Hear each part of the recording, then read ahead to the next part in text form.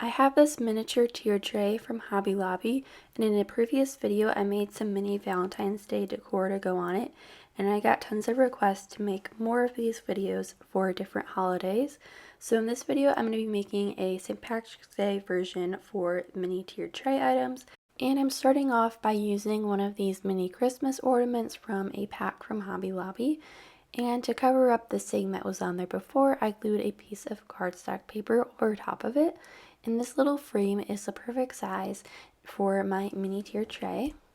And then I'm using these mini wood heart packs from Hobby Lobby to create a clover for St. Patrick's Day.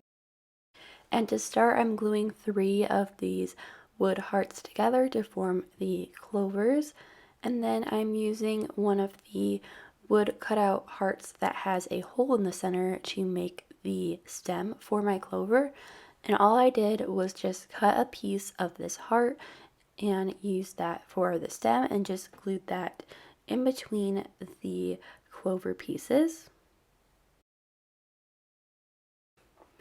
Then I painted my clover using this green color, and the shade is called Grass Green, and it is the Craft Smart brand, in case you were wondering, because I think this is the perfect shade of green for St. Patrick's Day decor.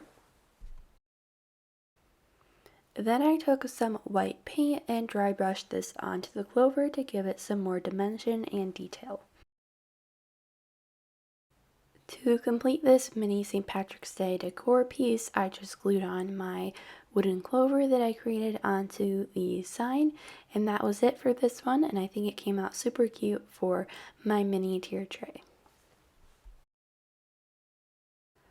The second DIY is going to be a wood cube sign that says Lucky on it, and to make this I used these mini wood blocks from Hobby Lobby that are 3/4 of an inch in size, and glued 4 of them together to form a larger wood block.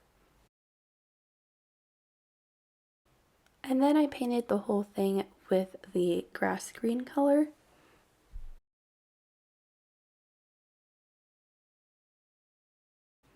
I wanted my cube to say Lucky on it, so I used my Cricut to cut out some vinyl, and I attached each of the letters to one of the wood blocks.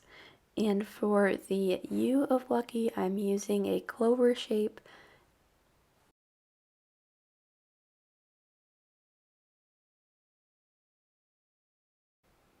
And once you attach all of your vinyl letters, that is it for this one, and it is a quick and easy mini tier tray item that you can make for St. Patrick's Day. Next, I'm making a miniature book stack, and to do this I'm using Dollar Tree's tumbling tower blocks, and I glued together 3 sets of 2 of the blocks, and each set is going to be 1 book for the book stack. But you're going to want to paint each of your sets before you glue them all together, because this will be easier and that way you won't get paint on the other ones. For the first book, I am painting it with the grass green color, and you need to paint the sides and then the top.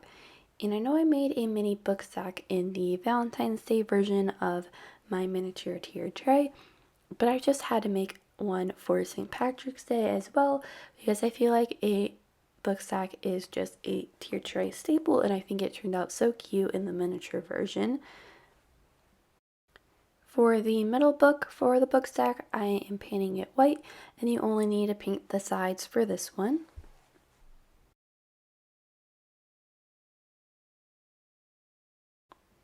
And for the bottom book of the book stack, I'm painting it a lighter green shade, and this color is called Lush Foliage.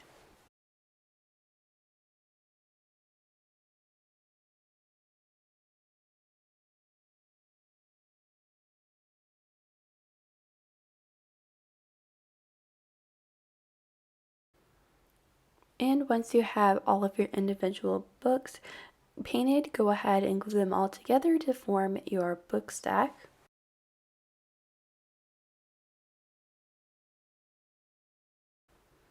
I wrote Happy St. Patrick's Day on my book stack, but you can write whatever you would like.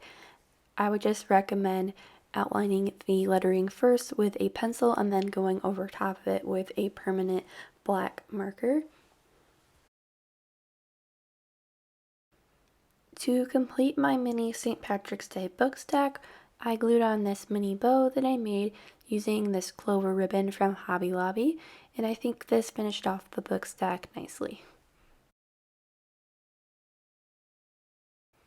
I just had to make a miniature beaded garland for this tiered tray as well, so since I didn't have anything small enough for the ends of the beaded garland, I decided to make some little clover shapes using some clay, and to make them I shaped 3 pieces of clay into a miniature heart shape and then squished all of these together to form a clover, and also rolled another small piece of clay out to form the stem of the clover, and then baked it according to the instructions on the clay. And before you bake your clover, make sure you poke a hole at the top so that you can string it on to your beaded garland. And for my beaded garland, I used the same colors that I used for the book stack to keep everything consistent. And then I'm just stringing on all of my beads onto my bracelet string.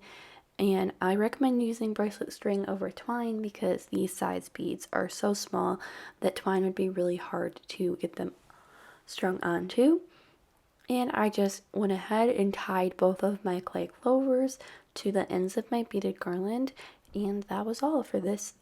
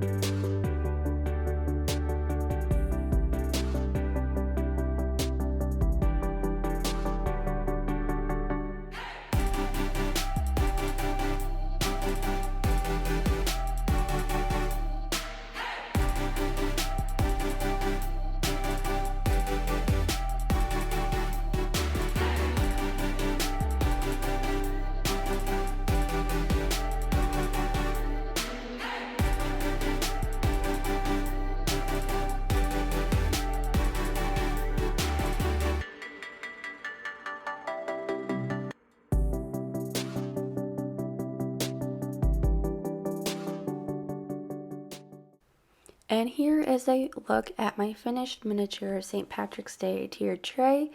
I like making these little minis and they're super fun to make, so I'll probably make more of these videos in the future.